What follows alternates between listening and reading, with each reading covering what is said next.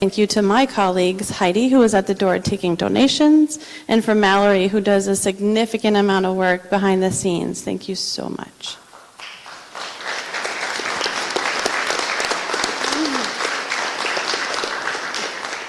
Before we start today, I would like to go over just a few rules for today's competitors. Each student on a team will have an opportunity to answer questions. Students do not compete with other students for the opportunity to answer. This is not Jeopardy-style competition.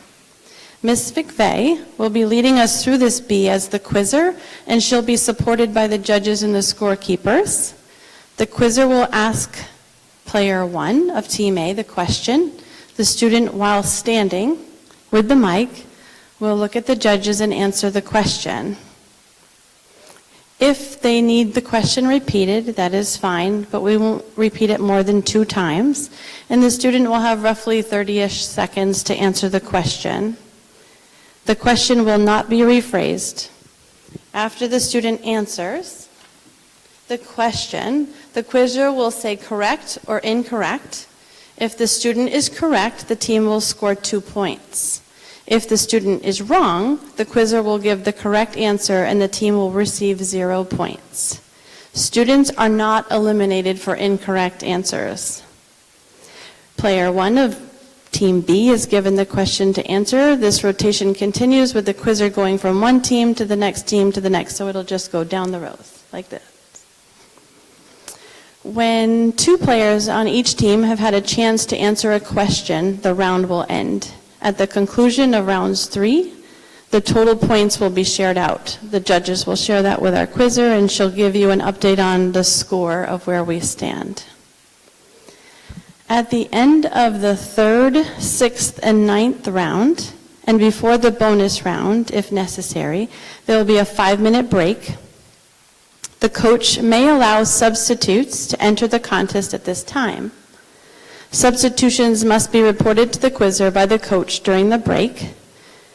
In the event of illness, a substitute can be made immediately, and that player will not be allowed to come back into the competition for the remaining of the bee.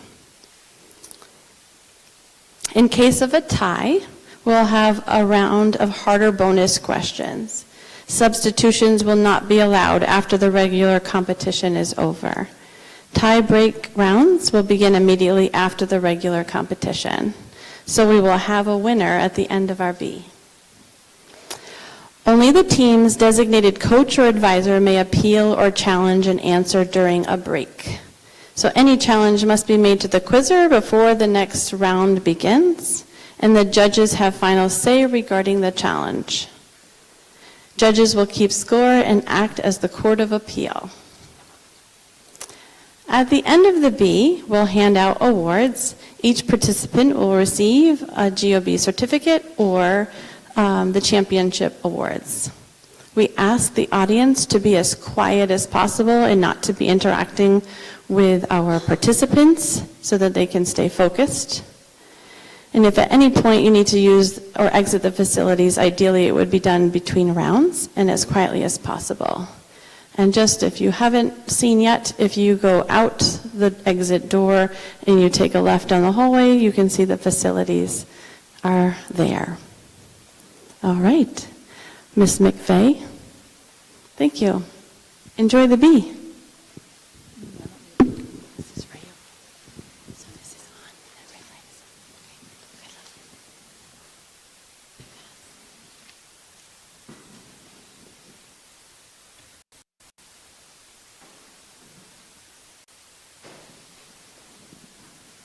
Okay.